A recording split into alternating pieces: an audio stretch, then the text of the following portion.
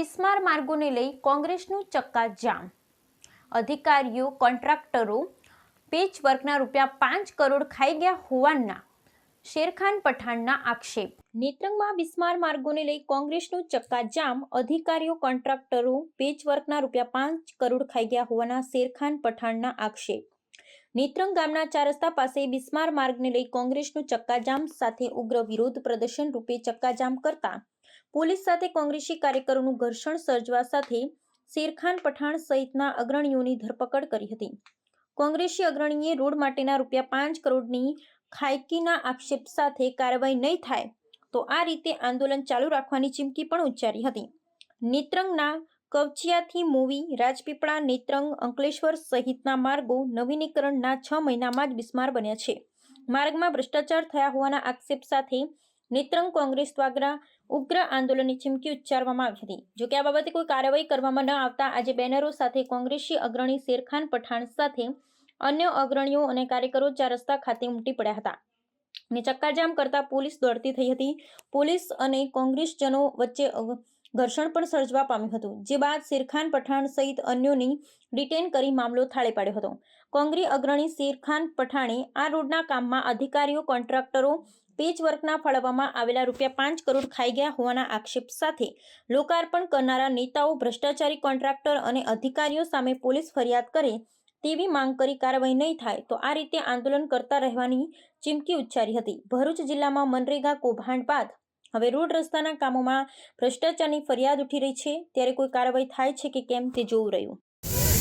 કેટલી બધી ખરાબ પરિસ્થિતિમાં લોકો અહીંયા આ રસ્તાની ઉપર સ્કૂલો જતા વિદ્યાર્થીઓ હોય, કોલેજ હોય, હોસ્પિટલ હોય, 108 હોય, ઇમરજન્સીમાં જતા બધા જ લોકોને તકલીફો પડે। 55 કરોડ કરતા વધુ રકમનો આ રસ્તો આપણો નેત્રંગથી અંકલેશ્વરનો વાલિયાથી અંકલેશ્વર ફાઇનલ એના પૈસા પણ આ લોકોએ લઈ લીધા। એક બાજુ રસ્તો બને, બીજી બાજુ તૂટી જાય, આ કોઈને ખબર ના હોય એટલે આપણે આ બધાને જાણ કરી આવ્યા। અને વાલિયાથી નેત્રંગ સુધીનો તો બિલકુલ રસ્તો ખરાબ, એકદમ હલકી ગુણવત્તાનું મટીરિયલ આ લોકોએ વાપરેલું છે। જે લોકો મોટા ઉપાડે અને ખાસ પૂરો તો કરી ગયા, અમે કોઈના નામમાં પડવા નથી માંગતા, પણ એ લોકોએ ક્યારે પણ આ રસ્તાની વિઝિટ કરેલી હોય તો હું એવું કહેવા માંગુ કે એમણે જાતે જ આ એજન્સી પર ને અધિકારીઓ પર FIR કરાવી જોઈએ। જે કોઈ પણ આગેવાન હોય, ધારાસભ્ય હોય, જિલ્લા પંચાયત, તાલુકા પંચાયત, જે કોઈ પણ હોય તેણે આ એજન્સી ઉપર FIR કરવી જોઈએ કે આ રસ્તો તૂટી ગયો છે। એવો જ આપણો આ બીજો કવચિયાથી મોવી રાજપીપળાવાળો રસ્તો છે। આજે પોલીસ વાળા અહીંયા આવેલા છે, એમની ગાડીઓ પણ આ ખાડામાં પડેલી છે, પણ અમે અમારી ગાડી એનાથી ખોટા છે, એટલે એ લોકોએ ત્યાં અમારી સાથે સહકાર આપવો જોઈએ કે નહીં કે આ બધાને આજે હેરાન થાય પબ્લિકને સહકાર તમારે આપવાનો છે। 5 કરોડ કરતા વધુ રકમના ચોમાસા પહેલા પેચવર્કનું કામ હતું। અહીંયા મીડિયાના ભાઈઓને પણ હું કહેવા માંગુ છું કે કવચિયાથી મોવી રાજપીપળામાં 5 કરોડ કરતા વધારે પૈસા આ લોકોએ આ પેચવર્ક માટે ફાળવેલા। તમે કોઈએ બી જોયા હોય તો બતાવો કોઈ જગ્યા પર આ લોકોએ ઝઘડા માર્યા, 2-3 ગાડી લઈને જાય અને મારી દે। આજે નેત્રંગ આમ મોવી રોડ પર જુઓ, અહીંથી મોજા સુધી, કવચિયા સુધી, આ બાજુમાં આપણે ઉભા એની બાજુમાં 2-3 ફૂટ કરતા ઊંડો ખાડો છે। કેટલા બધી આ શિક્ષિકાઓ એક્ટિવા લઈને પડે, વિદ્યાર્થીઓ પડે અને કોઈને કોઈ દેખરેખ કોઈને નથી।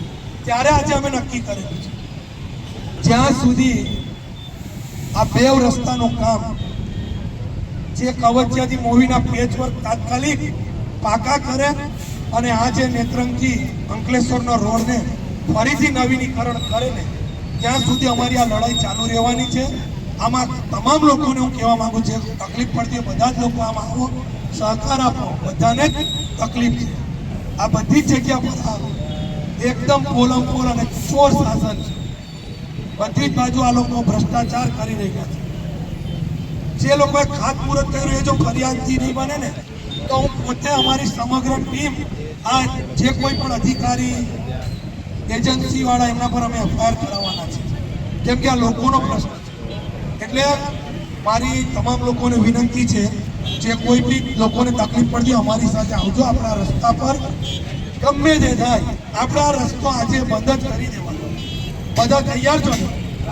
આપણા ચારેય ઝૂંપડી પરથી એક પણ ગાડીને જવા દેવાની નથી જ્યાં સુધી જવાબદાર અને અધિકારી અહીંયા આવીને આપણને યોગ્ય જવાબ ન આપે કે કેટલા ટાઈમમાં, કેટલા કલાકમાં આ પેચ વર્ક કરશે કવચિયાથી મોવીમાં અને આ રસ્તાને તાત્કાલિક કેવી રીતે કામ કરશે.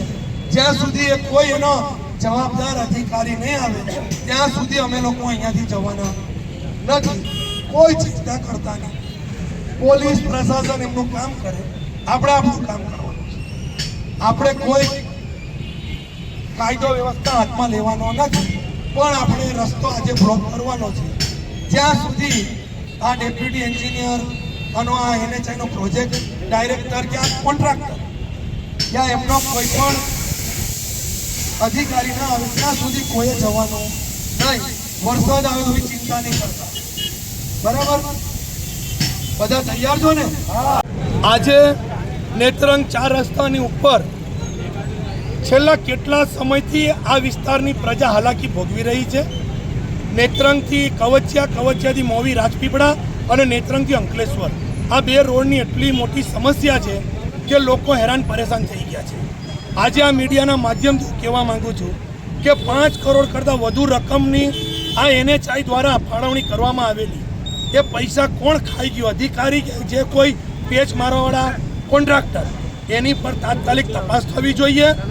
અને નેત્રંગથી અંકલેશ્વર 55 કરોડ કરતાં વધુની રકમ જે આ વિસ્તારની ઉપર આ રસ્તો ફાળવવા માટે સરકાર દ્વારા આ ગ્રાન્ટ ફાળવવામાં આવેલી, આ કોન્ટ્રાક્ટર અને અધિકારીઓની મિલીભગતથી આ રસ્તો 15 દિવસમાં તૂટી ગયો છે.